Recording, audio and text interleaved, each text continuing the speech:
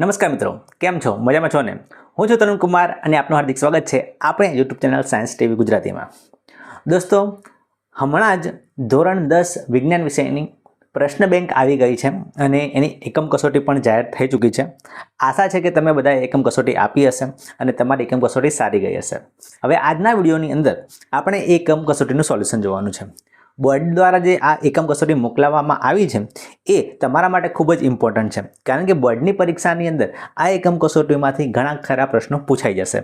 એટલે બધા જ વિદ્યાર્થીઓ આ જે એકમ કસોટી છે, આ જે પ્રશ્ન બેંક છે, એમાંથી બધા જ પ્રશ્નો તૈયારી કરી દેજો, કારણ કે એનાથી તમને બોર્ડની પરીક્ષાની અંદર ખૂબ જ સારી સફળતા મેળવવાના ચાન્સ વધી જાય છે અને આ એકમ કસોટીમાંથી ઘણા બધા પ્રશ્નો પૂછાશે જે તમને આવડશે। એટલે આ એકમ કસોટીને બરાબર તમે તૈયાર કરી દેજો। અને હા દોસ્તો, આપણા આ વિડીયોની અંદર આપણે એકમ કસોટીના એક પ્રશ્નો નાનાથી માંડીને મોટા સુધી બધા જ પ્રશ્નોનું સોલ્યુશન કરેલું છે, બરાબર? એટલે તમે એક પણ પ્રશ્ન ના છોડતા। અને દોસ્તો, બીજી વાત કે આપણી ચેનલ ઉપર આપણે એનિમેટેડ વિડીયો બનાવીએ છીએ અને એનિમેટેડ વિડીયોથી વિદ્યાર્થીઓને સમજવામાં એકદમ સરળતા રહે છે। એટલે ધોરણ 9 થી 12ના વિદ્યાર્થીઓએ જો એનિમેટેડ વિડીયોની અંદર રસ હોય અને એમને સમજવામાં, સાયન્સ સમજવામાં તકલીફ પડતી હોય તો આપણી ચેનલને ચોક્કસથી સબસ્ક્રાઇબ કરી દેજો। તમને આ પ્રકારના એનિમેટેડ વિડીયો એકદમ ફ્રીમાં આપવામાં આવશે। દોસ્તો, બજારની અંદર તમે આ પ્રકારની એનિમેટેડ વિડીયોથી શીખવા જાઓ તો ઘણી બધી યુટ્યુબ ચેનલ છે જે કોર્સ ચલાવે છે, એ ઘણા બધા પૈસા લે છે, બરાબર? અને બીજા પ્રાઇવેટ કોચિંગ સેન્ટરો પણ ઘણી બધી ફી વસૂલે છે, પણ આપણા એનિમેટેડ વિડીયો તમારા માટે એકદમ ફ્રી છે, બરાબર? તો આપણી ચેનલ સબસ્ક્રાઇબ કરી દો અને ધોરણ 9 થી 12ના ઘણા બધા એનિમેટેડ વિડીયો છે, આખો અભ્યાસક્રમ છે, એ તમે ફ્રીમાં લઈ શકો છો। તો ચાલો દોસ્તો, હવે શરૂ કરીએ છીએ આ ડિસેમ્બર મહિનાની એકમ કસોટી ધોરણ 10 વિજ્ઞાનની। તો જુઓ દોસ્તો કે ગુજરાત માધ્યમિક અને ઉચ્ચતર માધ્યમિક શિક્ષણ બોર્ડ દ્વારા જે એકમ કસોટી લેવાઈ છે, સેમ આ એ જ છે, બરાબર? જે આપણે હમણાં જોઈ, તો એના પ્રશ્નો આ પ્રમાણે છે। આપણે એક પ્રશ્નનું સોલ્યુશન જોઈ લેશું। તો જુઓ, સૌથી પહેલાં છે સેક્શન એ, જેમાં 7 ગુણ છે, બરાબર? એ તો તમારે જે એક્ઝામ તમારા જે સર લેતા હશે એમને પેપર સેટ કરેલું જ હશે, પ્રશ્નો આમાંથી જ હશે। તમે આપી પણ દીધી હશે એકમ કસોટી અને એનું સોલ્યુશન, બરાબર? પણ હું તો એમ કહું છું, તમે આખી પ્રશ્ન બેંક તૈયાર કરી દેજો, કારણ કે બોર્ડની પરીક્ષાની અંદર આમાંથી ઘણા ખરા પ્રશ્નો પૂછાઈ જશે। તમારા જે સ્કૂલના જે ટીચર હશે એમને શું કર્યું છે, આ પ્રશ્ન બેંકમાંથી પેપર કાઢ્યું હશે 25 ગુણનું, બરાબર? એની તમારે એકમ કસોટી તમે આપી હશે, પણ હું એમ કહું છું કે તમે આખી એકમ કસોટી, આખી પ્રશ્ન બેંક તૈયાર કરી દેજો, જેથી તમને બોર્ડમાં ઘણો એવો ફાયદો થઈ જાય।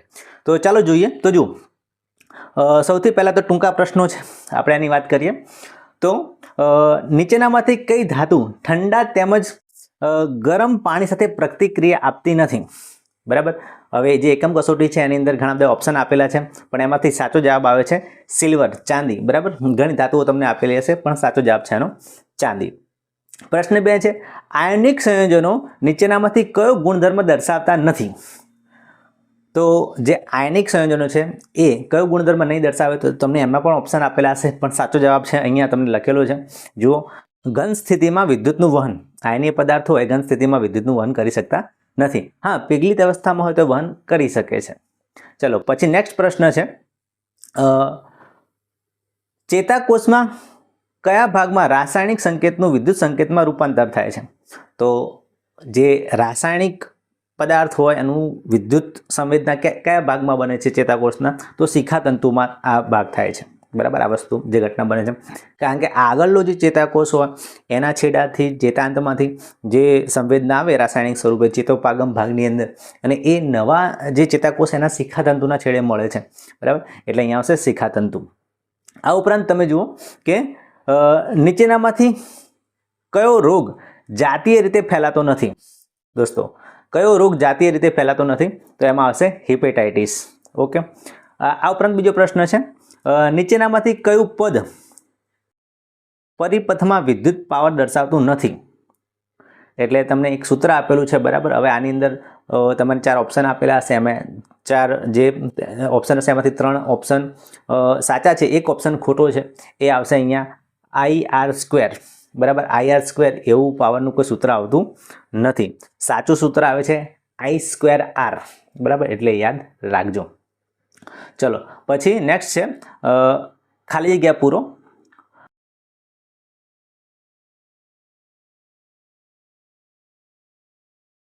તાંબુ હવામાં રહેલા ભેજવાળા કાર્બન ડાયોક્સાઇડ સાથે પ્રતિક્રિયા આપે છે, જેના કારણે તેના પર ખાલી જગ્યા રંગના ડાઘા આવી જાય છે, ખાલી જગ્યા રંગનું સ્તર જામે છે. તો અહીંયા આવશે લીલા રંગનું સ્તર જામે છે.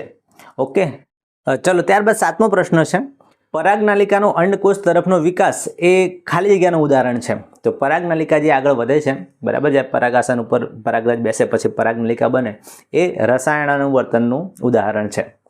પ્રશ્ન નંબર 8, ખાલી જગ્યામાં વિભાજન દ્વારા અલિંગી પ્રજનન થાય છે. તો અમીબાની અંદર દ્વિવિભાજન દ્વારા અલિંગી પ્રજનન થાય છે. નીચે બતાવેલા પરિપથનું સમતુલ્ય અવરોધ ખાલી જગ્યા છે. તો તમે જુઓ કે આ જે તમને સર્કિટ આપેલી છે, બરાબર, એ સર્કિટની અંદર બે જે અવરોધ જોડેલા છે એ શ્રેણીમાં જોડેલા છે. ઓકે, અને શ્રેણીમાં જોડેલા હોય તો અવરોધોનો સરવાળો કરવો પડે તો સમતુલ્ય અવરોધ મળે. એટલે 2 ઓહ્મ અને 2 ઓહ્મ એટલે ટોટલ 4 ઓહ્મ થશે.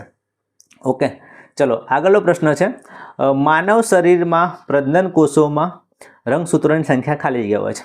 હવે આ જે છે એ ઘણા વિદ્યાર્થીઓને આમ કન્ફ્યુઝ કરે એવો પ્રશ્ન છે કે જે પ્રજનન કોષ હોય એમાં 23 રંગસૂત્રો આવેલા હોય છે. યાદ રાખજો, બરાબર, 23 જોડ નહીં, 23 રંગસૂત્રો આવેલા હોય છે. કારણ કે જે સ્ત્રીનો પ્રજનન કોષ હોય કે પુરુષનો પ્રજનન કોષ હોય એની અંદર આખી જોડની સંખ્યામાં રંગસૂત્રો ના હોય, બરાબર, અડધા રંગસૂત્રો આવેલા હોય. કારણ કે અડધા સ્ત્રીમાંથી આવે, અડધા પુરુષમાંથી આવે, ત્યારે આખી જોડ બને, બરાબર. એટલે ખાલી એકલા સ્ત્રીની વાત કરો કે એકલા પુરુષની વાત કરો તો એમાં 23 રંગસૂત્રો આવેલા હશે. ચલો હવે ખરા ખોટાની વાત કરી લઈએ. તો કાંસુ એ સીસા અને ટીનનું મિશ્રણ છે. સાચું કે ખોટું? તો કાંસુ છે એ સીસા અને ટીનનું મિશ્રણ નથી. ખોટો જવાબ આવશે અહીંયા. સાચો જવાબ શું આવશે કે તાંબુ છે, તાંબુ અને ટીનનું મિશ્રણ છે, બરાબર. યાદ રાખજો, તાંબુ અને ટીનનું મિશ્રણ છે. પ્રશ્ન નંબર 12, અંડાશય જાતીય અંતઃસ્ત્રાવનો ટેસ્ટોસ્ટેરોનનો અંતઃસ્ત્રાવ કરે છે. અંડાશય જાતીય અંતઃસ્ત્રાવ ટેસ્ટોસ્ટેરોનનો અંતઃસ્ત્રાવ કરે છે. સાચી વાત છે કે ખોટી વાત છે? તો મિત્રો એ ખોટી વાત છે. અંડાશય એસ્ટ્રોજનનો સ્ત્રાવ કરે છે. ચલો ત્યારબાદ છે, જાસૂદનું ફૂલ એકલિંગી ફૂલ છે. જાસૂદનું પુષ્પ એકલિંગી છે? ના, એટલે આ વિધાન ખોટું છે. જાસૂદ છે એ દ્વિલિંગી છે, એમાં સ્ત્રી કેસર અને પુંકેસર બંને આવી જાય છે. ચલો ત્યારબાદ મેન્ડલના વટાણાના પ્રયોગમાં F2 પેઢીના 25% છોડ નીચા હતા. સાચું કે ખોટું? F2 પેઢીની અંદર 25% છોડ નીચા હતા. તો હા મિત્રો, એ સાચું છે. 25% નીચા હતા અને 75% ઊંચા હતા. ઓકે, ચલો પ્રશ્ન નંબર 15, વિદ્યુત પ્રવાહનો SI એકમ એમ્પિયર છે. સાચો જવાબ છે હા. તો આ વિધાન ખરું આવશે. વિદ્યુત પ્રવાહનો SI એકમ એમ્પિયર છે. ઓકે, ચલો હવે મિત્રો પ્રશ્ન નંબર 1નો બી વિભાગ આવી ગયો છે. તેમાં આ પ્રમાણે છે પ્રશ્નો. પ્રશ્ન 1 કે પરાવર્તિત કમાન અને ચાલવા વચ્ચે શું તફાવત છે? બરાબર, પરાવર્તિત કમાન અને ચાલવા વચ્ચે શું તફાવત છે? તો પરાવર્તિત કમાન એ ઐચ્છિક ક્રિયા છે, ચાલવું એ પરાવર્તિત કમાન એ અનૈચ્છિક અને સ્વયંસ્ફુરિત ક્રિયા છે જે કરોડરજ્જુ દ્વારા નિયંત્રિત થાય છે. જ્યારે ચાલવું એ ઐચ્છિક ક્રિયા છે જે મગજના અનુમસ્તિષ્ક દ્વારા એ નિયંત્રિત થાય છે, બરાબર. એટલે પરાવર્તિત કમાન એ અનૈચ્છિક, જ્યારે ચાલવું એ ઐચ્છિક ક્રિયા છે, બરાબર. મેઇન તફાવત એ છે. પછીનો પ્રશ્ન છે, ચેતા સંકલન અને અંતઃસ્ત્રાવી સંકલન વચ્ચેનો તફાવત લખો. ચેતા સંકલન એટલે શું અને અંતઃસ્ત્રાવી સંકલન એટલે શું? તમારા માટે થોડા શબ્દો ભારે હશે, પણ આ શું કહેવા માંગે છે? તો જો ચેતા સંકલન એ વિદ્યુત આવેગ દ્વારા થાય છે અને તે ખૂબ જ ઝડપી હોય છે, ચેતાઓ દ્વારા જે થતું હોય છે. અને અંતઃસ્ત્રાવી સંકલન છે એ રાસાયણિક હોર્મોન્સ દ્વારા થાય છે અને એ ધીમી પ્રક્રિયા છે, બરાબર. એટલે ચેતાઓ વડે જે પ્રક્રિયા થાય એ ખૂબ જ ઝડપી પ્રક્રિયા છે, પણ જે અંતઃસ્ત્રાવ વડે થાય એ ધીમી પ્રક્રિયા છે. ઓકે, ચલો ત્યારબાદ છે, વિદ્યુત ઉપકરણોને શ્રેણીને બદલે સમાંતર જોડવાના ફાયદા શું છે? બરાબર, વિદ્યુત ઉપકરણો હોય આપણે એને શ્રેણીમાં જોડીએ છીએ, એના કરતાં સમાંતર જોડીએ તો એના શું ફાયદા થશે? તો એના ઘણા ફાયદા થાય છે. જેમ કે ઉપકરણને સમાન વોલ્ટેજ મળતો રહે છે, બરાબર. એક ઉપકરણ બગડે તો બીજું ચાલુ રહે છે, બીજું બગડતું નથી, બરાબર. અને દરેકને અલગ સ્વિચથી આપણે ચલાવી શકીએ છીએ સમાંતરમાં જોડીએ તો. શ્રેણીમાં જોડીએ તો આ બધા ફાયદા મળશે નહીં. ચલો ત્યારબાદ છે, ધાતુ અને અધાતુ વચ્ચેના બે તફાવત લખો. ધાતુ અને અધાતુ વચ્ચે ઘણા તફાવત તમને આવડતા હશે, પણ તમે લખી શકો છો કે ધાતુઓ છે એ સામાન્ય રીતે ચળકાટ ધરાવે છે, વિદ્યુતની સુવાહક હોય છે, બરાબર. અધાતુ હોય ચળકાટ ધરાવતી નથી, વિદ્યુતની અવાહક હોય છે, એ બધું લખી શકો છો. ચલો, હાઇડ્રોજનને એસિડમાંથી વિસ્થાપિત કરતી અને ન કરતી બે ધાતુઓના નામ આપો. તો જે હાઇડ્રોજન છે, હાઇડ્રોજનને એસિડમાંથી વિસ્થાપિત કરવાનું છે, બરાબર. તો એ કોણ કરી શકે? તો જે ઝિંક જેવી ધાતુ છે, મેગ્નેશિયમ જેવી ધાતુ છે, જો થોડી વધારે સક્રિય હોય એવી ધાતુ છે એનું વિસ્થાપન કરી શકે છે, જ્યારે કોપર અને ગોલ્ડ, બરાબર, એ એનું વિસ્થાપન કરી શકશે નહીં, કારણ કે થોડી નિષ્ક્રિય ધાતુ છે. ઓકે, ચલો આગળનો પ્રશ્ન છે, પ્રશ્ન નંબર 6. દ્વિભાજન એ બહુ વિભાજનથી કેવી રીતે અલગ પડે છે? તો દ્વિભાજનની અંદર જે એક કોષ હોય એના બે કોષ બને છે, અને બહુભાજનની અંદર એક કોષના ઘણા બધા કોષો બને છે, બરાબર. એટલે જે દ્વિભાજન છે અમીબા જેવા પ્રાણીઓમાં થાય છે, બરાબર, અને બહુભાજન છે એ પ્લાઝ્મોડિયમ જેવા પ્રાણીઓમાં થાય છે, બરાબર, જેમાં એક જે પિતૃકોષ એનું વિભાજન થઈને ઘણા બધા કોષ મળે છે, એટલે એને બહુભાજન કહેવાય, અને બે કોષ મળે તો દ્વિભાજન કહેવાય છે.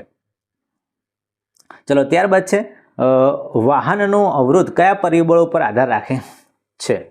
તો સોરી, વાહકનો અવરોધ કયા પરિબળો પર આધાર રાખે છે? તો જે વાહક હોય કોઈ પણ, બરાબર, એનો અવરોધ મુખ્ય કઈ બાબતો પર આધાર રાખે? તો વાહકની લંબાઈ કેટલી છે, બરાબર, એના આડછેદનું ક્ષેત્રફળ છે કેટલું છે, અને એની અંદર જે દ્રવ્યની જાત વાપરેલી છે એ દ્રવ્યની જાત કેવી છે, અને એ વખતે તાપમાન કેટલું છે, એ બધી બાબતો પર આધાર રાખે છે.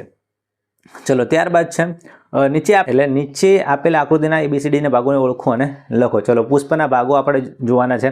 તો જે એ ભાગ છે, બરાબર, વચ્ચે પુષ્પની વચ્ચે જે એ ભાગ આપેલો છે એને આપણે કહીએ છીએ પરાગાસન. જે બી ભાગ છે એ છે પુષ્પનું દલપત્ર, જેને પાંદડીઓ કહીએ છીએ.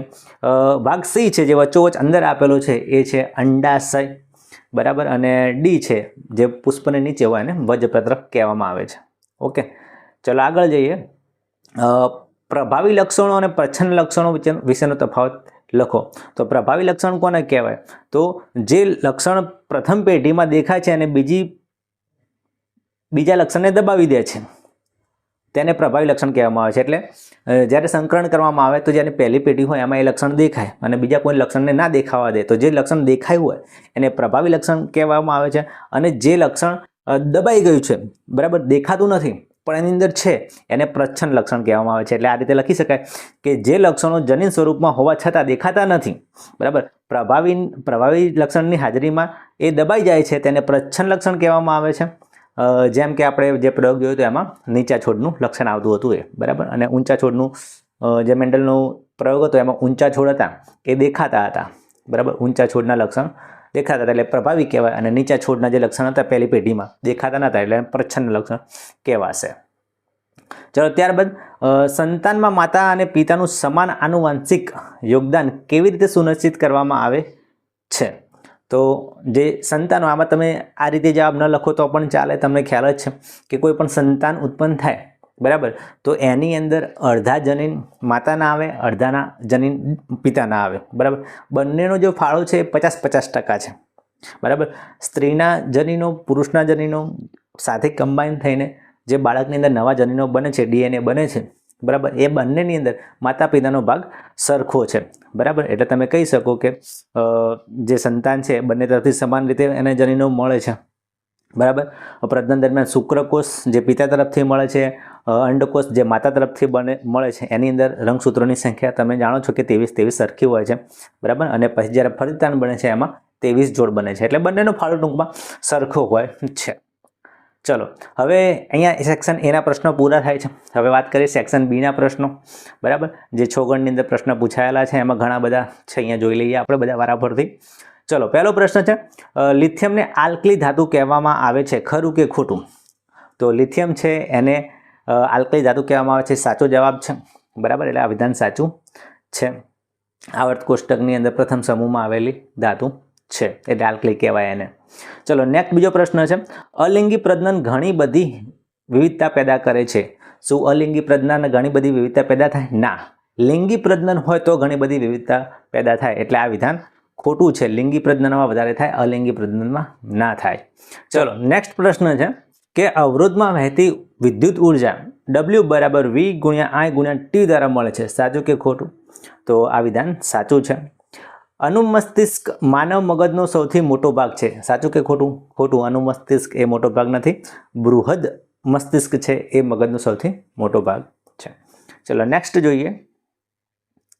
હવે એક વાક્યના પ્રશ્નો છે. તો આપણા ખોરાકમાં કોની ઉણપથી ગોઈટરનો રોગ થાય છે? તો આપણે જો ખોરાક લઈએ છીએ એમાં જો આયોડિન ન હોય તો આપણને ગોઈટરનો રોગ થઈ શકે છે. યાદ રાખજો. ચલો, મેન્ડલના પ્રયોગ મુજબ શું F1 પેઢીના ઊંચા છોડ પિતૃ પેઢીના ઊંચા છોડ જેવા જ હતા? શા માટે? તો હા, F1 પેઢીમાં જે ઊંચા છોડ હતા અને F2 પેઢીમાં જે ઊંચા છોડ હતા એ બધા સમાન જ હતા. દેખાવમાં સમાન જ દેખાય છે. ભલે એમાં કોઈ પ્રચ્છન્ન જનીન હોય અને પ્રભાવી જનીન હોય, એનો કંઈ વાંધો છે નહીં. દેખાવમાં સેમ જ હતા. શા માટે? તો કારણ કે જે પિતૃ છોડ છે એને જે સંકરણ હતું બંધારણ એ કેપિટલ ટી હતી અને જે F1 છોડ હતા એની અંદર કેપિટલ ટી અને સ્મોલ ટી હતું. એટલે કેપિટલ ટી આવે એટલે ઊંચા છોડ થાય. બરાબર. ચલો નેક્સ્ટ. ધાતુના ઓક્સાઇડમાંથી ધાતુ મેળવવા માટે કઈ રાસાયણિક પ્રક્રિયાનો ઉપયોગ થાય છે? તો ધાતુના ઓક્સાઇડમાંથી ધાતુ મેળવવા માટે રિડક્શન પ્રક્રિયાનો ઉપયોગ થાય છે. યાદ રાખજો. મગજનો કયો ભાગ શરીરની સમસ્થિતિ અને સંતુલન જાળવી રાખે છે? મગજનો કયો ભાગ છે? તો એ ભાગ છે એ છે અનુમસ્તિષ્ક, જે એને જાળવી રાખે છે. ચલો નેક્સ્ટ છે. સોના અને પ્લેટિનમના ઘરેણાં વર્ષો પછી પણ નવા કેમ રહે છે? તો આપણે જાણીએ છીએ કે સોનું અને પ્લેટિનમ અને ચાંદી છે એ કેવી ધાતુઓ છે? એકદમ નિષ્ક્રિય ધાતુઓ છે. એના ઉપર હવા, પાણી, ભેજની કોઈ ખાસ અસર થતી નથી. એના લીધે એ જે ધાતુઓ છે એના ઉપર કોઈ જાતનું ક્ષારણ થતું નથી, કાટ લાગતો નથી, એટલે વર્ષો સુધી નવા રહે છે. ચલો, લિંગી પ્રજનનના પરિણામે બનેલી સંતતિમાં વધુ વિવિધતા કેમ જોવા મળે છે? તો જે લિંગી પ્રજનન થાય એટલે એની અંદર બે માતા પિતાના અલગ અલગ પ્રકારના ડીએનએ કમ્બાઈન થાય. બરાબર. એટલે નવજાતનું થોડુંક ડીએનએ બને, અલગ પડે. બરાબર. એટલે એની અંદર ભિન્નતા આવી જાય છે. બરાબર. એમાં અર્ધસૂત્રી વિભાજનની ક્રિયા થાય છે. આપણે જાણીએ છીએ કે અડધા ડીએનએ માતાના આવે, અડધા પિતાના આવે અર્ધસૂત્રી વિભાજનની અંદર. બરાબર. અને નવું સંયોજન બને છે. ચલો નેક્સ્ટ જોઈએ. કારણ આપો. આયનિક સંયોજનોમાં ગલનબિંદુ ઊંચા હોય છે. હવે આ બે ગુણના પ્રશ્નો શરૂ થયા છે એટલે એ પ્રમાણે તમારે જવાબ લખવા પડશે. થોડાક વધારે મુદ્દાની અંદર લખવા પડશે. તો જોઈ લો કે કારણ આપો આયનીય સંયોજનોમાં ગલનબિંદુ ઊંચા હોય છે. તો આયનીય સંયોજનોમાં ગલનબિંદુ કેમ ઊંચા હોય? તો આયનીય સંયોજનોની અંદર મોટાભાગે ઋણ આયન હોય, ધન આયન હોય, બંને વચ્ચે એકદમ સ્ટ્રોંગ આકર્ષણ હોય. એના લીધે એમને તોડવા હોય તો વધારે ઉર્જાની જરૂર પડે છે, એટલે એને ગલનબિંદુ ઊંચા હોય છે. ચલો, ઇલેક્ટ્રિક ટોસ્ટર અને ઇલેક્ટ્રિક ઇસ્ત્રીના કોઇલ શુદ્ધ ધાતુના બદલે મિશ્ર ધાતુના કેમ બનેલા હોય છે? ઇલેક્ટ્રિક ટોસ્ટર હોય, ઇલેક્ટ્રિક ઇસ્ત્રી હોય, અને કોઇલ શુદ્ધ ધાતુના બદલે મિશ્ર ધાતુને કેમ બનાવવામાં આવે છે? તો મિશ્ર ધાતુની અવરોધકતા શુદ્ધ ધાતુ કરતાં વધુ હોય છે. બરાબર. મિશ્ર ધાતુ ઊંચા તાપમાને પણ જલ્દી ઓક્સિડાઇઝ થતી નથી. બરાબર. મિશ્ર ધાતુ છે, બરાબર, એ ઊંચા તાપમાને ઓક્સિડાઇઝ થતી નથી. એની અવરોધકતા વધારે હોય છે. એટલે આવી જે વસ્તુ છે જેમાં ગરમી વધારે ઉત્પન્ન કરવાની હોય એમાં શુદ્ધ ધાતુ કરતાં મિશ્ર ધાતુ વધારે વપરાય છે. ચલો, ત્યારબાદ માનવમાં લિંગ નિશ્ચયન કોના પર આધાર રાખે છે? આપણે જાણીએ છીએ કે માતા પિતા બંનેના જે જનીન હોય છે, રંગસૂત્રો કમ્બાઈન થાય છે, પણ આધાર કોના ઉપર? પિતાના રંગસૂત્ર ઉપર. આપણે જાણીએ છીએ કે જે સ્ત્રીનું રંગસૂત્ર છે એમાં તો XX હોય. બરાબર. એટલે છોકરી થવાની સંભાવના વધારે હોય, પણ જે પિતા હોય એની અંદર XY હોય. એટલે જે છોકરો કે છોકરી છે એનો આધાર પિતા ઉપર રહેશે. બરાબર. એટલે આપણે કહી શકીએ કે માનવમાં લિંગ નિશ્ચયન પિતા તરફથી મળતા રંગસૂત્ર વડે નક્કી થાય છે. ચલો, ત્યારબાદ કારણ આપો. સોડિયમ અને પોટેશિયમને કેરોસીનમાં સંગ્રહ કરવામાં આવે છે. આપણે જાણીએ છીએ કે સોડિયમ અને પોટેશિયમ એ ખૂબ જ સક્રિય ધાતુ છે. બરાબર. એને ખુલ્લી રાખવામાં આવે તો હવા, પાણી, ભેજ સાથે પ્રક્રિયા કરી જશે અને ફૂટી જશે. એટલે એને કેરોસીનની અંદર સંગ્રહ કરવામાં આવે છે. ચલો, ત્યારબાદ ડાયાબિટીસના કેટલાક દર્દીઓને ઇન્સ્યુલિનના ઇન્જેક્શન આપીને સારવાર કેમ આપવામાં આવે છે? તો આપણે જાણીએ છીએ કે જે ઇન્સ્યુલિન છે એ આપણા જે લોહી હોય, આપણું જે શરીર છે એની શર્કરાને નિયંત્રિત કરે છે. બરાબર. પણ જો હવે કોઈ વ્યક્તિ એવું હોય કે જેનું સ્વાદુપિંડ બરાબર કામ કરતું ના હોય, ઇન્સ્યુલિન ઉત્પન્ન જ ના કરતું હોય, બરાબર, તો એના બ્લડની અંદર, એના લોહીની અંદર સુગરનું પ્રમાણ વધી જશે. એ સુગરનું પ્રમાણ કંટ્રોલમાં કરવા માટે શરીરમાં ઇન્સ્યુલિન હોવું જરૂરી છે, એટલે બહારથી ઇન્જેક્શન વડે આપવામાં આવે છે શર્કરાને કંટ્રોલ કરવા માટે, બરાબર. ચલો, ગર્ભ નિરોધક પદ્ધતિઓ અપનાવવાના કારણો શું હોઈ શકે? તો ઘણા કારણો હોઈ શકે ગર્ભ નિરોધક પદ્ધતિઓ અપનાવવા માટે, બરાબર. જેમ કે અનિચ્છનીય ગર્ભ ધારણ થઈ ગયેલું હોય, કે ઘણી છોકરીઓ એમ જ કે ગર્ભ ના થાય ધારણ કરવું, તો પછી એમને આવી પદ્ધતિઓ અપનાવવી પડે છે, એટલે બાળક ના લાવવું હોય એટલા માટે. ત્યારબાદ વસ્તી નિયંત્રણ કરવું હોય, બાળકો વધારે ન જોઈતા હોય એટલા માટે. પછી 2 બાળકો વચ્ચે અંતર રાખવું હોય ઘણી લેડીઝને, તો પણ. આ ઉપરાંત એડ્સ જેવા જાતીય રોગોથી બચવું હોય તો પણ આવી ગર્ભ નિરોધક પદ્ધતિઓ વાપરવી પડે છે. ચલો, ત્યારબાદ છે રેલવે ટ્રેકને જોડવા માટે સંયોજન એક્સ અને એલ્યુમિનિયમનો ઉપયોગ થાય છે, બરાબર. તો એ સંયોજન એક્સ છે એને ઓળખો, પ્રક્રિયાનું નામ આપો અને સમીકરણ આપો. તો જુઓ અહીંયા આપેલું છે, જે સંયોજન એક્સ છે એ આયર્ન ઓક્સાઇડ છે, Fe2O3. જે પ્રક્રિયા છે એ થર્મિટ પ્રક્રિયા કહેવાય છે, અને સમીકરણ તમને આપેલું છે. આ સમીકરણ તમે તૈયાર કરી દેજો, બોર્ડની પરીક્ષા માટે ઇમ્પોર્ટન્ટ છે, બરાબર. ચલો, નેક્સ્ટ, લોખંડના પાત્રમાં કોપર સલ્ફેટનું દ્રાવણ રાખવામાં આવ્યું હતું, બરાબર. હવે શું થાય છે કે થોડા દિવસો પછી લોખંડના પાત્રમાં પણ ઘણા છિદ્રો જોવા મળે છે. આવું કેમ થાય છે? તો તમે જુઓ ધ્યાનથી કે અહીંયા લોખંડનું પાત્ર છે, કોપર સલ્ફેટ રાખવામાં આવ્યું હતું. કોપર, લોખંડ એ કોપરનું કરતાં વધારે સક્રિય ધાતુ છે, જેથી કોપર સલ્ફેટના દ્રાવણમાંથી કોપરનું વિસ્થાપન કરી દે છે લોખંડ, બરાબર. એટલા માટે લોખંડ, આ પ્રક્રિયામાં જે લોખંડ વપરાય છે એના પાત્રમાં છિદ્રો પડી જાય છે, બરાબર. એટલે જે લોખંડ છે એ કોપરનું વિસ્થાપન કરી દે છે, એટલા માટે લોખંડ વધારે સક્રિય છે. ચલો, નીચે આપેલા ભાગોના નામ જણાવો. તો તમને આપેલા છે. આ સ્ત્રીનું પ્રજનનતંત્ર બોર્ડની પરીક્ષામાં પૂછવાની પૂરેપૂરી શક્યતા છે, તો તૈયાર કરી દેજો, બરાબર. 1 નંબર છે ફેલોપિયન નલિકા, 2 નંબર છે અંડપિંડ, 3 નંબર છે ગ્રીવા, 4 નંબર છે ગર્ભાશય અને 5 નંબર છે યોનિ. ચલો, ફ્યુઝ વાયરનો ઉપયોગ વિદ્યુત ઉપકરણોને કેવી રીતે સુરક્ષિત રાખે છે? આપણે જાણીએ છીએ કે ફ્યુઝની અંદર જે વાયર વપરાય છે, બરાબર, એ વધારે પડતી ગરમી ઉત્પન્ન થાય તો વાયર પીગળી જાય છે, બરાબર. અને વાયર પીગળી જાય છે, બરાબર, કારણ કે એનું ગલન બિંદુ એકદમ નીચું હોય છે. એટલે બહારથી વધારે ઓવરલોડિંગ વોલ્ટેજ આવે તો એ જે ફ્યુઝનો તાર છે એ બળી જાય છે, અને આગળ એ વધારે વોલ્ટેજને જવા દેતું નથી, ને આપણા ઉપકરણો બચી જાય છે. ચલો, હવે સી વિભાગના પ્રશ્નો જોઈ લઈએ. તો સી વિભાગની અંદર આ પ્રકારના પ્રશ્નો પૂછાયેલા છે તમારી એકમ કસોટીની અંદર. નંબર 1, છરી વડે સરળતાથી કાપી શકાય તેવી ધાતુનું ઉદાહરણ આપો. તો એ કઈ ધાતુ છે? સોડિયમ. ખાસ કરીને તમને સોડિયમ યાદ આવશે. સોડિયમ ઉપરાંત પોટેશિયમ અને લિથિયમ છે, એ પણ નરમ ધાતુઓ છે, એને પણ કટિંગ કરી શકાય છે. ત્યારબાદ છે ખોરાકનું કયું પોષક તત્વ સ્નાયુના હલનચલનની ક્રિયા સાથે સંકળાયેલું છે, બરાબર. તો જે આપણું સ્નાયુનું હલનચલન હોય એની અંદર પ્રોટીન ખાસ તો સંકળાયેલા છે, બરાબર. અને પ્રોટીનથી આપણા સ્નાયુની અંદર હલનચલન કરવામાં આવે છે. ચલો, ત્યારબાદ પ્રશ્ન છે, શું માતાઓના જનીનિક બંધારણ અને નવજાત શિશુના લિંગ નિશ્ચય કરવામાં મહત્વપૂર્ણ ભૂમિકા ભજવે છે? એટલે માતાનું જે જનીનિક બંધારણ છે એનાથી આપણે જે નવજાત શિશુ હોય એનું જનીનિક બંધારણ નક્કી થાય છે? તો ના, એનાથી એ થતું નથી, કારણ કે આપણે જાણીએ છીએ કે પિતાના રંગસૂત્ર વડે નક્કી થાય છે. ઓકે, ચલો, વિદ્યુત પરિપથમાં વિદ્યુત સ્થિતિમાનનો તફાવત માપવા માટે કયા વપરાતા ઉપકરણનું નામ આપો? તો વિદ્યુત સ્થિતિમાનનો તફાવત માટે વોલ્ટમીટર વપરાય છે. ત્યારબાદ છે બલ્બનો ફિલામેન્ટ બનાવવા માટે કઈ ધાતુનો ઉપયોગ થાય છે? તો ટંગસ્ટન, યાદ રાખજો. ચલો, નેક્સ્ટ, સાચો વિકલ્પ પસંદ કરો, ખાલી જગ્યાઓ છે. તમને ઓપ્શન આપેલા હશે, આની અંદર આપણે ઓપ્શન લીધા નથી. ઓકે, ચલો જુઓ, પાંદડાઓનું કર્મ જેવું એ ખાલી જગ્યા વનસ્પતિના હોર્મોનની અસર છે. કયા અંતઃસ્ત્રાવની? તો એબ્સિસિક એસિડ. વિકાસશીલ ગર્ભ માતાના લોહીમાંથી ખાલી જગ્યા દ્વારા પોષણ મેળવે છે. એટલે જે માતાના ગર્ભની અંદર જે બાળક હોય એ શેના દ્વારા? પ્લાસેન્ટા દ્વારા, જેને આપણે જરાયુ કહીએ છીએ. આગળનો પ્રશ્ન છે, એક ઇલેક્ટ્રિક બલ્બ 220 વોલ્ટ અને 100 વોટનું રેટિંગ ધરાવે છે. જ્યારે તેને 110 વોટ પર ચલાવવામાં આવે છે ત્યારે વપરાયેલી વિદ્યુત ઉર્જા કે વિદ્યુત પાવર ખાલી જગ્યા હશે. તો મિત્રો, પહેલાં તો તમારે આ જે છે એનો અવરોધ શોધવો પડે આ પ્રમાણે, બરાબર. પી બરાબર v²/r સૂત્ર વાપરવાનું, બરાબર. કિંમત આની અંદર મૂકી દેવાની. પહેલાં તો આ જે ઉપકરણ છે આનો અવરોધ કેટલો છે એ શોધવો પડે, તો અહીંયા તમને મળશે લગભગ 484 ઓહ્મ મળશે, બરાબર.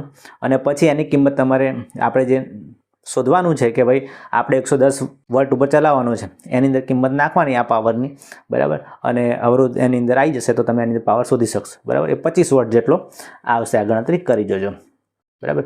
અને આ પ્રશ્ન આપણે જે બોર્ડની પરીક્ષા છે એના મોસ્ટ એમપી પ્રશ્નમાં દાખલો લીધેલો છે. બોર્ડની પરીક્ષા માટે આ ખાસ તૈયાર કરજો તમે. ચલો નેક્સ્ટ જોઈએ.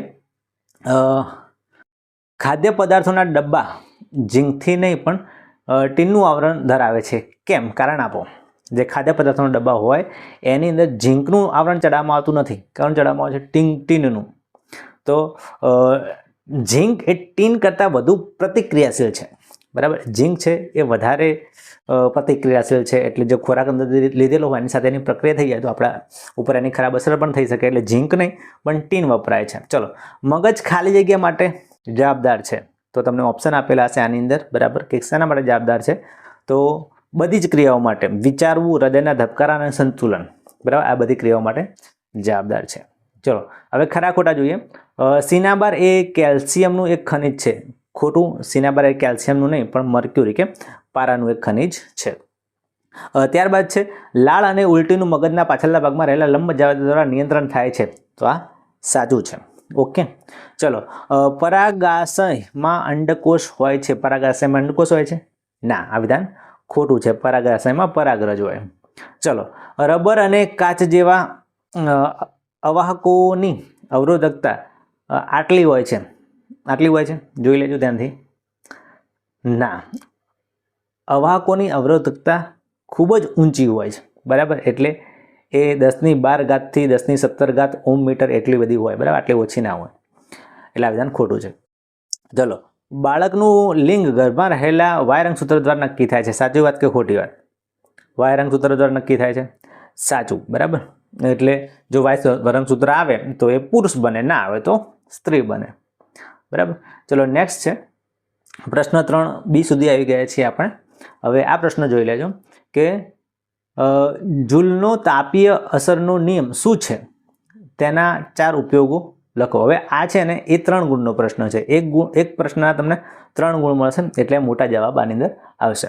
હવે બીજી એક વાત કહી દઉં મિત્રો તમને કે જો આ પીડીએફ છે એ તમારે જોઈતી હોય તો તમે કોમેન્ટમાં પીડીએફ લખો, એટલે હું તમને આ પીડીએફની લિંક ડાયરેક્ટ મૂકી દઈશ, બરાબર. એટલે જો આ પીડીએફ જોઈતી હોય તો તમે કોમેન્ટ કરી શકો છો, બરાબર. આખી પ્રશ્ન બેંકની તમને સોલ્યુશન મળી જશે. ચલો, તો જૂલનો તાપીય અસરનો નિયમ શું છે તેના 4 ઉપયોગો જણાવો. 3 ગુણમાં પૂછાય તો આટલું લખવું પડે. જોઈ લેજો શું શું લખવાનું છે. તો પહેલાં તો નિયમ લખવો પડે આની અંદર, બરાબર. કે H = I² RT એનું સૂત્ર લખવું પડે. ઓકે, અને લખવું પડે કે ભાઈ વાહકમાંથી વહેતો પ્રવાહ તેના અવરોધને કારણે ઉષ્મા પેદા કરે છે. એટલે કોઈ પણ વાહક હોય એમાં અવરોધ પેદા થાય, એના લીધે ઉષ્મા ઉત્પન્ન થતી હોય છે, બરાબર. એના ઉપયોગો ઇલેક્ટ્રિક ઇસ્ત્રીમાં થાય, બરાબર. ઇલેક્ટ્રિક ટોસ્ટર, ફ્યુઝ વાયરની અંદર બધાની અંદર થાય છે. પણ તમારે થોડું લાંબુ કરીને લખવાનું, 3 ગુણનો પ્રશ્ન છે એટલા માટે. ઓકે, ચલો. પ્રશ્ન નેક્સ્ટ. એક સ્ત્રીને ફક્ત પુત્રીઓ જ છે, આનું આનુવંશિક વિશ્લેષણ કરો. જુઓ, એક સ્ત્રીને ફક્ત પુત્રીઓ છે, આનું આનુવંશિક વિશ્લેષણ કરો. તો તમારે આના વિશે થોડુંક લંબાઈને લખવું પડે, બરાબર. અહીંયા થોડા ઓછા મુદ્દા લખેલા છે આપણે કે સ્ત્રીની અંદર જે રંગસૂત્ર છે એ X રંગસૂત્ર હોય. X રંગસૂત્રથી સ્ત્રી હોય નક્કી થાય છે. લિંગી પ્રજનન શુક્રકોષ ઉપર આધારિત છે, જેમાંથી X અને Y બંને આવી શકે છે, બરાબર. જો Y રંગસૂત્ર આવે તો પુરુષ બને, X રંગસૂત્ર આવે તો સ્ત્રી બને. પણ એક સ્ત્રી છે જેને બધી જ છોકરીઓ જ છે, તો દરેક વખતે એની ઘટનામાં શું બન્યું હશે કે X રંગસૂત્ર આવેલું હશે અને પુત્રીઓ જન્મી હશે. ચલો નેક્સ્ટ પ્રશ્ન છે. અજય તેના મિત્રને સાયકલ ચલાવતા જોયું. સાયકલના પેડલની ધાર પર સંપૂર્ણપણે કાટ લાગી ગયો હતો. તેને તેના મિત્રને વેલ્ડિંગ કરીને તેના પર તેલ અથવા રંગ લગાવવાની સલાહ આપી. તો 3 પ્રશ્નનો જવાબ આપો. એક, લોખંડને કાટ કેમ લાગે છે? લોખંડને કાટ કેમ લાગે છે? કારણ કે લોખંડનું છે એ ઓક્સિડેશન થઈ જાય, ક્ષારણ થઈ જાય, એટલે એને કાટ લાગે છે, બરાબર. ભેજ અને ઓક્સિજનની હાજરીમાં. બીજો પ્રશ્ન. કાટ લાગવાથી બચવા માટેના ઉપાયો જણાવો. તો ઘણા ઉપાયો છે. કલર કરવો, ગ્રીઝ કરવો, બરાબર. એના ઉપર ઝીંકનું લેયર ચડાવવું, ગેલ્વેનાઇઝેશન કરવું, એવું ઘણું બધું તમે લખી શકો છો, બરાબર. અને ઉપરોક્ત કાર્યમાં અજયનું શું મૂલ્ય જોવા મળે છે? બરાબર. આ પ્રશ્ન સાયન્સનો છે નહીં, પણ તમે લખી શકો માનવીય મૂલ્ય જોવા મળે છે. ચલો નેક્સ્ટ, ગર્ભ નિરોધનની વિવિધ પદ્ધતિઓ કઈ છે? તો ઘણી બધી પદ્ધતિઓ છે, તમારે 3 ગુણની અંદર બધી સમજાવવી પડશે, બરાબર. યાંત્રિક અવરોધ કે જેની અંદર આપણે મોટાભાગે નિરોધનો ઉપયોગ કરવામાં આવે છે. ત્યારબાદ છે રાસાયણિક પદ્ધતિઓ જેમાં ગોળીઓ ગળવાની આવે છે. આ ઉપરાંત છે એમાં આંતર ગર્ભાશય ઉપકરણો જેમ કે કોપરટી મૂકવામાં આવે છે. અને ત્યારબાદ શસ્ત્રક્રિયા ઓપરેશન વડે, બરાબર, નસબંધી કરવામાં આવે છે, એનાથી પણ કરી શકાય છે. ચલો નેક્સ્ટ પ્રશ્ન છે, તમે ઝાંખા તાંબાના વાસણને લીંબુ કે આમલીના રસથી સાફ કરતા જોયા હશે. આ પદાર્થો વાસણોને સાફ કરવા માટે કેમ અસરકારક છે એ જણાવો. તો જુઓ કે આમાં તમે આટલું બધું લખી શકો છો, પણ મેઇન શું છે કે જે તાંબુ હોય ને એ તાંબુ પડી રહ્યું હોય, ભેજ અને હવાની હાજરીમાં એના ઉપર લીલા રંગના ડાઘા પડી ગયા હોય, બરાબર. એ છે ને એ કોપર કાર્બોનેટ છે, અને કોપર કાર્બોનેટ એક બેઝિક પદાર્થ છે, બરાબર. એ જે રંગ લાગેલો છે લીલા રંગનું સ્તર એ કોપર કાર્બોનેટનું છે, અને એના લીધે એ વાસણો ઝાંખા પડી જાય છે, બરાબર. હવે જો એના ઉપર આંબલી કે કોઈ ખટાશવાળા પદાર્થ લગાવવામાં આવે તો આપણે જાણીએ છીએ કે એ ખટાશવાળા પદાર્થોની અંદર એસિડ હોય, અને આ જે તાંબાનો કાર્બોનેટ છે એ બેઝિક છે, એટલે એસિડ અને બેઝ વચ્ચે પ્રક્રિયા થશે તટસ્થીકરણની પ્રક્રિયા, બરાબર. અને તટસ્થીકરણની પ્રક્રિયા શું થાય? એસિડ અને બેઝ લડે અને એકબીજાને મારી નાખે, અને એમ કરતાં એ જે લીલા રંગના ડાઘા છે એ દૂર કરી શકાય છે. એટલે એવા તાંબાના તમે વાસણોની સફાઈ કરો તો લીંબુ, આંબલી એવા ખાટા વસ્તુઓ વડે સફાઈ કરો તો, બરાબર, તેમાં એસિડ હોય છે, એનાથી એની સફાઈ સારી થાય છે, બરાબર. અને જે બેઝનું સ્તર હોય એ ઉખડી જાય છે, અને જે વાસણો છે એ ફરીથી ચમકવા લાગે છે. ચલો હવે સેક્શન ડી ઉપર આવી ગયા છે, જેમાં 6 ગુણના પ્રશ્નો અહીંથી તમને પૂછાયેલા હશે તમારે એકમ કસોટીની અંદર. ચલો નેક્સ્ટ છે પહેલું, તાંબાનું વિદ્યુત વિભાજનનું શુદ્ધિકરણ ટૂંકમાં સમજાવો, બરાબર. હવે આ જે પ્રશ્ન છે એ તમારે 2 પ્રશ્ન છે, અને દરેક પ્રશ્નના 2 ગુણ છે, એટલે 2 પ્રશ્નની અંદર તમે પૂછાયેલો છે અને 2 ગુણ છે, તો તમારે એક પ્રશ્નના 2 ગુણ રીતે પૂછાય તો 2 ગુણમાં તો એકદમ ઓછું લખવાનું હોય, બરાબર. વધારે આકૃતિ પણ દોરવાની ના હોય, કંઈ ના હોય. તાંબાનું વિદ્યુત વિભાજન આપણે જાણીએ છીએ કે ભાઈ એક પાત્ર લેવામાં આવે, પાત્રની અંદર 2 ઇલેક્ટ્રોડ લગાવવામાં આવે, એક અશુદ્ધ કોપર, એક શુદ્ધ કોપર, બરાબર. અને એક જગ્યાએ ઓક્સિડેશન થાય, એક જગ્યાએ રિડક્શન થાય. એનોડ તરીકે, કેથોડ તરીકે શું લેવામાં આવે તમને ખ્યાલ જ હશે, બરાબર. એનોડ તરીકે આપણે અશુદ્ધ ધાતુનો તાંબુનો સળિયો લઈએ છીએ, અને કેથોડ તરીકે શુદ્ધનો સળિયો લઈએ છીએ, બરાબર. અને એમની વચ્ચે પ્રક્રિયા થાય છે, અને આપણે નકામો કચરો એનોડ પંખ બને છે, નીચે પડે છે. 2 ગુણમાં વધારે નહીં સમજાવવાનું, માપનું સમજાવવાનું. ઓકે, ચલો પ્રકાશાવર્તન અને રસાયણાવર્તન સમજાવો. આપણે જાણીએ છીએ કે પ્રકાશાવર્તન એટલે શું? તો જ્યારે વનસ્પતિ જે પ્રકાશની બાજુ એનું વિકાસ કરવા માંડે તો એને પ્રકાશાવર્તન કહીએ છીએ, અને જો રસાયણ બાજુ ગતિ કરવા લાગે તો રસાયણાવર્તન કહીએ છીએ. જેમ કે કોઈ બારીમાં આપણે છોડ મૂકેલો હોય તો એની ડાળી બારી બાજુ જશે પ્રકાશ લેવા માટે, એ પ્રકાશાવર્તન છે, બરાબર. અને રસાયણાવર્તનમાં આપણે જાણીતું કે પરાગરજ હોય એ પરાગાસન ઉપર બેસે તો પછી આમાંથી એક નળી નીકળે છે જે અંડકોષ બાજુ જાય છે, બરાબર. એ આપણે તમને શીખવાડેલું છે. ચલો નેક્સ્ટ જોઈએ.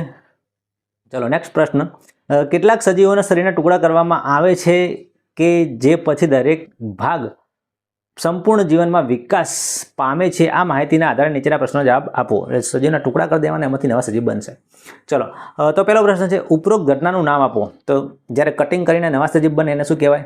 પુનર્જનન કહેવામાં આવે છે. ઉપરોક્ત ઘટના કયા 2 સજીવો દ્વારા થાય છે તે જણાવો. તો હાઇડ્રા અને પ્લેનેરિયા. તમે એને માઇન કટ નાખો તો ફરીથી નવા સજીવ બને છે, બરાબર. ચલો નેક્સ્ટ પ્રશ્ન, વિદ્યુત પ્રવાહ વ્યાખ્યાયિત કરો અને તેનું સૂત્ર અને એસઆઈ એકમ જણાવો. તો વિદ્યુત પ્રવાહ એટલે શું? તો વાહકના કોઈ પણ આડછેદમાંથી એકમ સમયમાં પસાર થતા વિદ્યુત ભારના જથ્થાને વિદ્યુત પ્રવાહ કહે છે, અને એનું સૂત્ર છે I બરાબર Q ગુણ્યા T, અને એનો એસઆઈ એકમ છે એમ્પિયર. પરાવર્તિત ક્રિયામાં મગજની શું ભૂમિકા છે? તો પરાવર્તિત ક્રિયામાં આપણે જાણીએ છીએ કે મેઇન જે પરાવર્તિત ક્રિયા છે એ કરોડરજ્જુ વડે થાય છે. મગજની અંદર ખાસ કોઈની ભૂમિકા હોતી નથી. આપણને જાણીએ છીએ કે પરાવર્તિત ક્રિયા મુખ્યત્વે કરોડરજ્જુ દ્વારા નિયંત્રિત થાય છે, કારણ કે અત્યંત અને ઝડપી પ્રક્રિયા છે. આ ઉપરાંત આ પ્રક્રિયામાં મગજની સીધી કે સક્રિય ભૂમિકા હોતી નથી, પરંતુ મગજની આ ક્રિયા થઈ છે ત્યાંની જાણકારી મોકલવામાં આવે છે. થોડી વાર રહીને આપણે કાંટો વાગ્યો, થોડી વાર રહીને ખબર પડે કે કાંટો વાગ્યો છે. મગજ આ માહિતીનો સંગ્રહ કરે છે, અને ભવિષ્યમાં આવા અનુભવોને એ થાય એ વખતે એને મદદરૂપ થાય છે, બરાબર. ડાયરેક્ટ કોઈ ભૂમિકા હોતી નથી મગજની. ચલો નેક્સ્ટ, હવે મોટા પ્રશ્નો છે, એટલે એક પ્રશ્નના 4 ગુણાની અંદર પૂછાશે. એક પ્રશ્નો 4 ગુણ હશે. ચલો, ધાતુ એક્સ કુદરતમાં સલ્ફાઇડના અયસ્ક તરીકે એક્સ તરીકે જોવા મળે છે. આ ધાતુનો ઉપયોગ લોખંડની વસ્તુઓના ગેલ્વેનાઇઝેશનમાં થાય છે. તો પ્રશ્ન નંબર 1, ધાતુ એક્સને ઓળખો અને તેનું નામ આપો. અને પ્રશ્ન નંબર 2, રાસાયણિક સમીકરણો સાથે આ સલ્ફાઇડ અયસ્ક એક્સમાંથી ધાતુ એક્સની નિષ્કર્ષ પ્રક્રિયા સમજાવો. તો પહેલાં તો આ જે ધાતુ છે એ ઝીંક ધાતુ છે, બરાબર, અને સલ્ફાઇડ અયસ્ક છે એ ઝીંક સલ્ફાઇડ છે, બરાબર. આ મેળવવામાં આવે છે. ભુંજન વડે એની પ્રક્રિયા થાય છે, એમાં ધાતુના ઓક્સાઇડમાં ફેરવાય છે, બરાબર. તો તમે લખી શકો છો, સમીકરણ ખાસ લખજો. ઓકે, આનું સમીકરણ. ત્યારબાદ રિડક્શનની પ્રક્રિયા થાય છે અને રિડક્શનના અંતે પછી ઝીંક ધાતુ પાછી મેળવાય છે, બરાબર, રિડક્શન પ્રક્રિયાથી. ચલો નેક્સ્ટ, ચેતાકોષની રચના દોરો અને તેના કાર્યો સમજાવો. ધોરણ 9માંથી તમે શીખીને આવ્યા છો. ચેતાકોષની અંદર આકૃતિ દોરવી પડે, બરાબર. ચેતાકોષ કાય, શિખાતંતુ, અક્ષતંતુ અને ચેતાંત આવેલા હોય છે. અને પછી તરત તમારે આકૃતિ દોરીને થોડા કાર્યને સમજાવી દેવાના. જેમ કે ચેતાકોષ એ ચેતાતંત્રનો રચનાત્મક અને ક્રિયાત્મક એકમ છે. તેના મુખ્ય 3 ભાગો છે, બરાબર. કોષકાય, કોષ કેન્દ્ર અને કોષરસ એની અંદર હોય છે. ત્યારબાદ શિખાતંતુ એ કોષકાયમાંથી નીકળતી નાની શાખાઓ છે, બરાબર, અને સંવેદના ગ્રહણ કરે છે. અક્ષતંતુ એ કોષકાયમાંથી નીકળતો લાંબો પ્રવર્ધ છે, બરાબર, જે સંકેતોને મોકલે છે. આ ઉપરાંત કાર્યો આપણે જાણીએ છીએ, બરાબર. કાર્યો તમારે લખવાના કે બાહ્ય પર્યાવરણમાંથી સંવેદના શિખાતંતુના છેડેથી લેવામાં આવશે, બરાબર. રાસાયણિક પ્રક્રિયાને પછી વિદ્યુત આવેગ સ્વરૂપે મોકલશે, બરાબર. આ વિદ્યુત આવેગ શિખાતંતુથી કોષકાય અને પછી અક્ષતંતુ સુધી મોકલવામાં આવે છે. ઓકે, અને અંતે રાસાયણિક સંકેતોની માહિતી ચેતાકોષ દ્વારા આ રીતે ફરે છે અને પછી મગજ સુધી પણ પહોંચાડવામાં આવે છે. ચલો, પ્રશ્ન, વાનસ્પતિક પ્રજનન એટલે શું? તેના ફાયદા જણાવો. તો જ્યારે વનસ્પતિના મૂળ પ્રકાંડ કે પર્ણ જેવા વાનસ્પતિક ભાગો નવો છોડ વિકસાવવામાં આવે છે ત્યારે તેને વાનસ્પતિક પ્રજનન કહેવામાં આવે છે. એટલે વનસ્પતિનું કોઈ મૂળ હોય, પ્રકાંડ હોય અને પર્ણ હોય, એમાંથી આપણે નવો છોડ બનાવીએ તો પછી એને કહેવામાં આવે છે વાનસ્પતિક પ્રજનન. અને એના ફાયદા શું છે? તો જે વનસ્પતિઓ બીજ ઉત્પન્ન કરવામાં ક્ષમતા ગુમાવી ચૂકેલી હોય તો એવી વનસ્પતિ જેમ કે કેળા, ગુલાબ, દ્રાક્ષ વગેરેનું આ રીતે પ્રજનન કરી શકવામાં આવે છે. આ પદ્ધતિથી ઉગાડવાના છોડ બીજા છોડ ઉગતા કરતાં વહેલા ફૂલ અને ફળ એના ઉપર આવી જાય છે, બરાબર. આ ઉપરાંત નવા છોડ આનુવંશિક રીતે પિતૃ છોડ જેવા જ હોય છે, જેથી ઈચ્છિત લક્ષણો કે ગુણધર્મો એમાં લાવી શકાય છે. ચલો, ઓહમનો નિયમ જણાવો અને તેની પ્રાયોગિક રીતે ચકાસી શકાય શું તે બધી પરિસ્થિતિઓમાં સાચો રહે છે? સમજૂતી આપો. તો ઓહમના નિયમ વિશે પૂછાયેલું છે અને ઓહમનો નિયમ પહેલાં તમારે લખી દેવાનો. ઓહમનો નિયમ શું છે? તો અચળ તાપમાને વાહક તારમાંથી વિદ્યુત પ્રવાહ તેના બે છેડા વચ્ચે વિદ્યુત સ્થિતિમાનના તફાવતના સમપ્રમાણમાં હોય છે. આ ઓહમનો નિયમ. એનું સૂત્ર છે V બરાબર IR, અને એની પ્રાયોગિક ચકાસણી આપણે કરી શકીએ છીએ એની જે પ્રયોગ દ્વારા. તો એમાં આ લખી શકાય તમે કે નિક્રોમનો તાર હોય ને આ બધું. ઓકે, થોડુંક લાંબુ કરીને લખજો. છેલ્લે હા, કે શું આ જે છે નિયમની બધી પરિસ્થિતિમાં સાચો છે? તો સાચો જવાબ છે ના. ઓહમનો નિયમ ફક્ત ત્યારે જ સાચો રહે છે જ્યારે તાપમાન અને અન્ય ભૌતિક પરિસ્થિતિઓ અચળ હોય.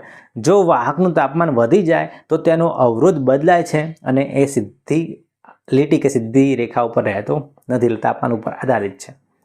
ચલો નેક્સ્ટ, ઇલેક્ટ્રોન વિનિમય દ્વારા Na2O અને MgOની રચના સમજાવો. એટલે આયનીય સંયોજનો તમારે બનાવવાના છે. આપણે શીખેલા છીએ આ વસ્તુ, બરાબર, કે સોડિયમ ઓક્સાઇડની રચના કેવી રીતે થાય છે. સોડિયમ છે એની ઇલેક્ટ્રોન રચના આપણે જાણીએ છીએ, બરાબર. સોડિયમ પાસે બહારની કક્ષામાં 1 ઇલેક્ટ્રોન હોય છે. ઓક્સિજન જે છે એને 2 ઇલેક્ટ્રોનની જરૂર હોય છે, એટલે 2 સોડિયમના પરમાણુ 1 ઇલેક્ટ્રોન ઓક્સિજનને આપી દે છે અને આ રીતે Na2O એટલે સોડિયમ ઓક્સાઇડનો અણુ બને છે. પછી MgO મેગ્નેશિયમ ઓક્સાઇડ. તો મેગ્નેશિયમ છે એની બાહ્યતમ કક્ષાની અંદર 2 ઇલેક્ટ્રોન હોય છે, બરાબર. એટલે એ શું કરે છે? મેગ્નેશિયમ બંને ઇલેક્ટ્રોન 1 ઓક્સિજન પરમાણુને આપી દે છે. ઓક્સિજનના પરમાણુ 2 ઇલેક્ટ્રોનની જરૂર છે. મેગ્નેશિયમ જોડે વધારાના 2 ઇલેક્ટ્રોન છે, એટલે 2 ઇલેક્ટ્રોન ઓક્સિજનને આપી દે છે અને આ રીતે મેગ્નેશિયમ ઓક્સાઇડ બની જાય છે. ઓકે, તો અહીંયા આપણે જે એકમ કસોટી છે ધોરણ 10 વિજ્ઞાન એ સમાપ્ત કરીએ છીએ. લગભગ બધા જ પ્રશ્નો આની અંદર આવી ગયા છે. તમે એકમ કસોટી આપેલી હશે, તમે એનું સોલ્યુશન જોઈ લેજો. ઓકે, અને આ જે PDF છે એ તમારે જોઈતી હોય તો કોમેન્ટ કરો, બરાબર, અથવા તો આપણી WhatsApp ચેનલની લિંક તમને ડિસ્ક્રિપ્શનમાં આપેલી છે, ત્યાંથી પણ તમને આ PDFની લિંક મળી રહેશે, બરાબર. તો આ વિડીયોની લિંક તમારા બધા મિત્રોને શેર કરો, PDFની લિંક શેર કરો, અને કોઈ પણ તમારે બીજી હેલ્પની જરૂર હોય તો ચોક્કસથી કોમેન્ટમાં જણાવો. તો દોસ્તો આ વિડીયોમાં બસ આટલું જ. વિડીયો તમને કેવું લાગે ચોક્કસથી જણાવજો. વિડીયો તમને ગમ્યો તો લાઈક કરો, શેર કરો, સબસ્ક્રાઇબ કરો અને જો તમે અમારી ચેનલ પર નવા હો તો બેલ આઇકન બટન દબાવી દો, જેથી અમારા જે લેટેસ્ટ વિડીયો બને બરાબર એ અભ્યાસક્રમના હોય કે કોઈ ન્યૂઝ હોય કે એકમ કસોટી હોય તો તમને મળી જાય. તો ચાલો દોસ્તો વિડીયોમાં આટલું જ. હવે મળીશું બીજા કોઈ વિડીયોમાં. ત્યાં સુધી આવજો.